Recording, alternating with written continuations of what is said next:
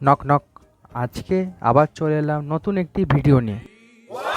এখানে দেখতে পাচ্ছি এখানে প্রচুর ভিড়ের মাঝে সবাই ঠেলাঠেলি করে ঢুকছে, কারণ বিদ্যাসাগর হল প্রাঙ্গণে জগন্নাথ প্রভু বিরাজমান ছিলেন।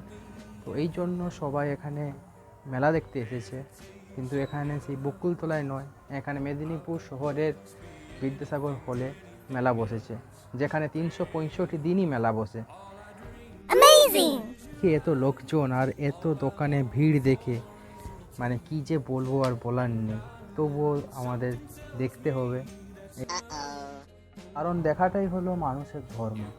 তো এখানে আমরা যেটা দেখেছি, মেদিনীপুর ইস্কন থেকে এখানে এসছেন সবাই, আর এখানে আমি একটু লেদ মেরে ক্যাত দেখিয়ে একটু কাউকে ইমপ্রেস করার চেষ্টা করছি।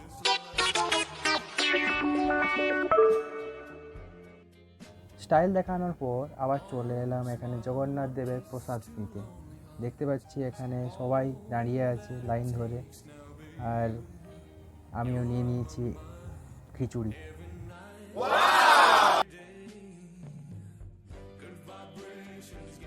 সেকেন্ড বার যখন নিতে যাই তখন দেখা হয়ে যায় আনফর্চুনেটলিভাবে আমার এক ইউনিভার্সিটি বান্ধবী।